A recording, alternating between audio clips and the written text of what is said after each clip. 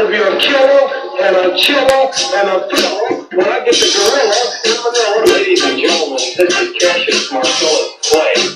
He's young, he's handsome, they know it. Because it's time to save the world and kill the great trees. Don't just sit more everybody. I've done something special. I've wrestled with an alligator. I've talked with a whale. I've had some flavors so under the nail. I'm the confident everybody has done.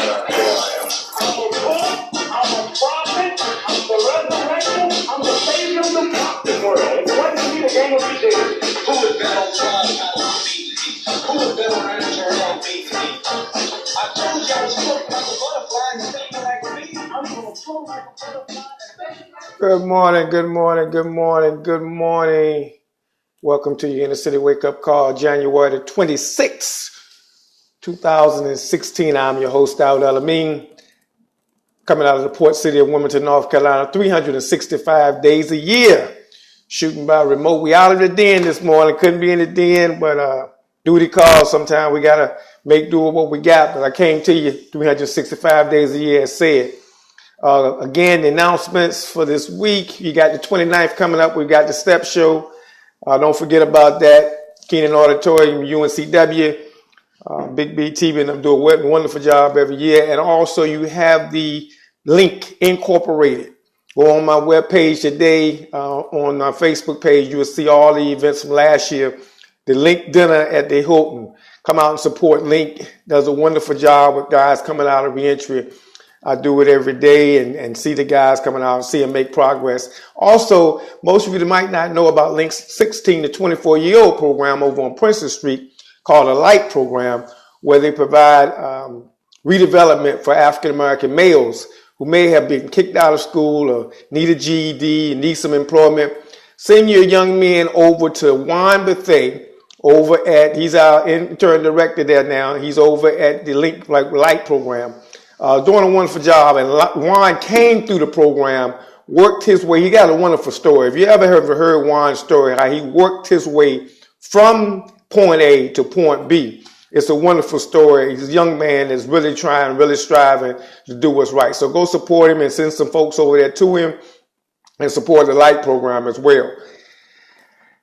This morning, I need to come to you this morning because I'm in a bit of a dilemma. I've been praying most of the evening about this.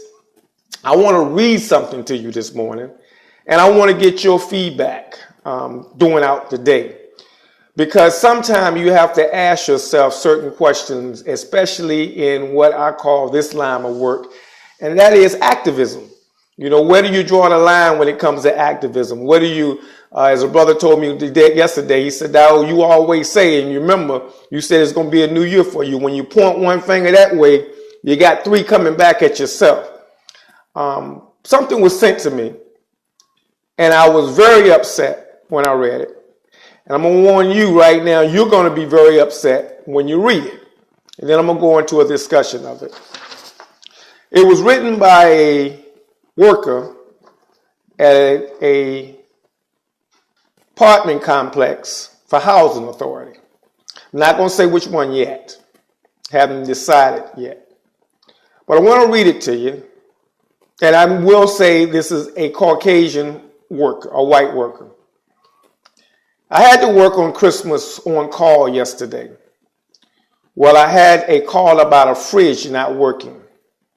When I walked in the door, I couldn't believe what I saw. The people that live in housing are there because they are low income, which means below poverty. The living room must have had between $3,000 to $5,000 worth of gifts for two children.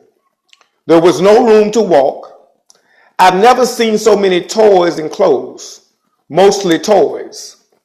How can they afford so much? I work my ass off to pay taxes to give away money to people that get paid by the IRS to sit on their butt all year long and pump out babies. Chances are the rent is $50 a month because they don't work. Don't get me wrong. I would love to be one of those kids. Do you think that I could quit my job, that social service would put me up in an apartment with free electricity, gas, and water, with $50 rent? Not sure. There were 5 people that liked this particular post, and one person even posted, "Yeah, what's wrong with this picture?" When I read the post, I was very candid in my reply. I will post that later today and post my reply probably today. Because the first thing, it was a very stereotypical comment.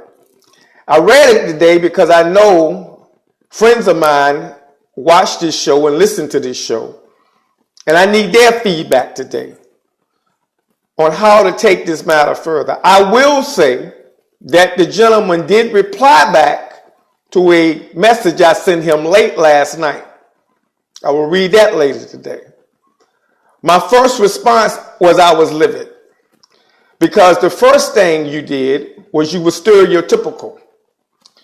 The first thing, you don't know whether all of the toys belong to those 2 children in the house. It could have been a combined family.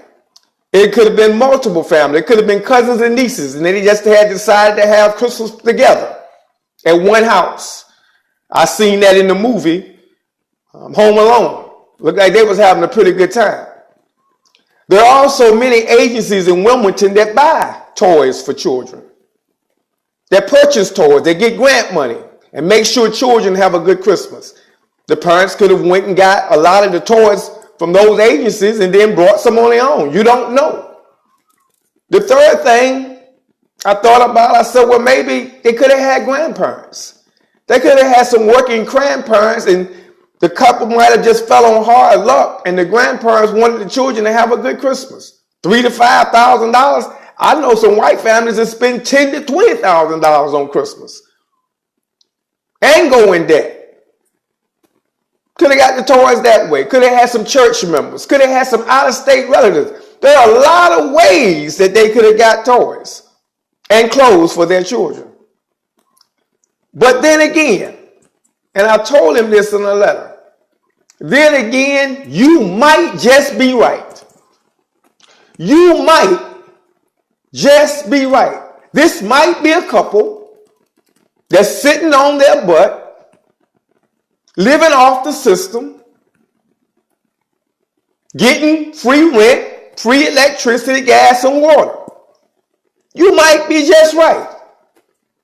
At the end of the day, it was Christmas Day. And my question to him was, did you get the refrigerator fixed? Because that's all you got paid to do, was to go fix a refrigerator on Christmas Day. And I guarantee you got paid double time. And I guarantee you, I paid you out my tax dollars, because those dollars do pay for your job, which you were supposed to go do, fix the refrigerator, and not take an attitude on what people in housing have. I want to talk about that because sometimes we ourselves tend to look down on those that have been there. I can tell you, a couple of years ago, I lived in Houston Moore. Fell on my luck. Had to pay some bills. Had stretched myself out too far. Lived in Houston Moore. Right there on the corner, right up the street. Got along well with my neighbors. Got along well with a lot of the children because they knew me and I knew them. But I learned a lot how you're treated when you live in housing, or how you're treated when you looked at when you got an EBT card at the teller. People, this system is a corrupt system. And I like to meet with this man today because I'm hoping he meets with me today before I have to put him on blast. I'm hoping he meets so I can tell him and explain to him the system that he sees every day when he goes to work was created by his forefathers. It's called America. It was a dream that was given that was not fulfilled. 40 acres and a mule never came to the descendants of slaves. So what did you do in the 60s? You gave them welfare. You gave them a social service system. You gave out handouts because your heart was bleeding and you had a guilty conscience. You didn't really want to do it because it's breaking the pots of America now. That's why he's complaining. But folks didn't create this system. I doubt the average baby in a hospital grows up saying, I want to live in housing. This is where I want to be for the rest of my life. Yes, You do have some folks that's just lazy, but you have some good people, good, honest citizens, trying to make it, trying to rise up, may have fell on their luck. Therefore, the grace of God go out. And to condemn them and to condemn a people is racist, and it's a mind that needs to be killed. But like I told this gentleman, this showed me that that mind still exists.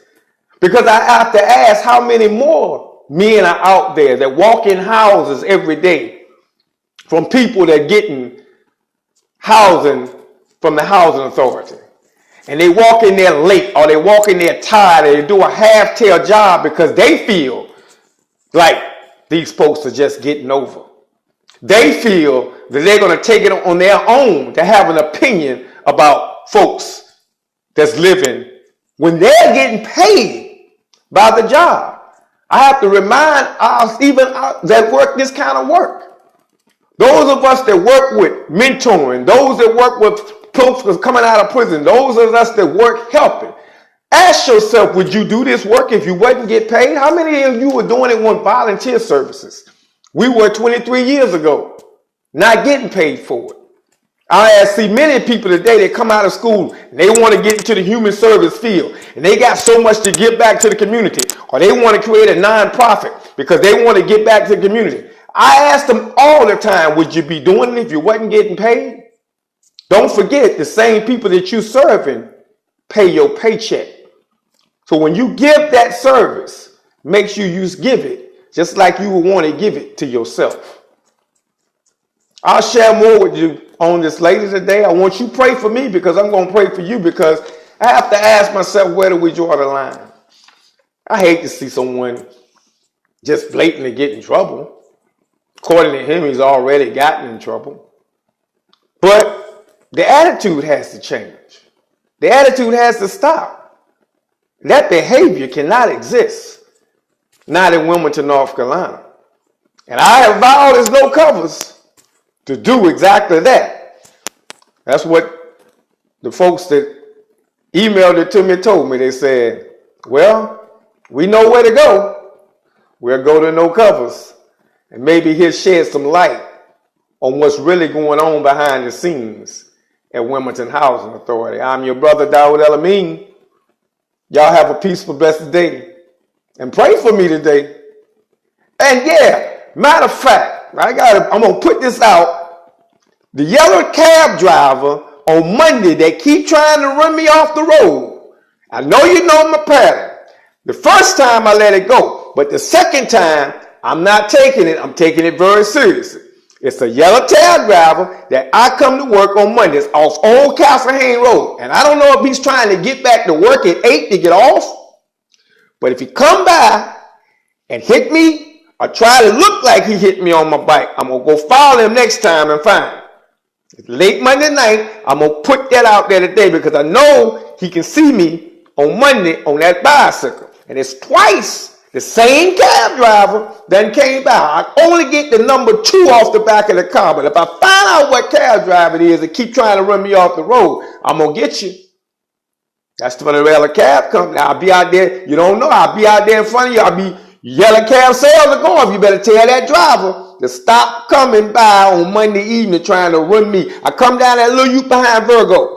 That second time he done almost hit me on my bike. And I know he can see me because I got a reflective glass of lights on my bike. Gotta be careful nowadays. You can't be too, hey. And I take a different route sometime too. But I'm going to get that yellow cab driver. Peace and blessings. It's your brother, No Covers.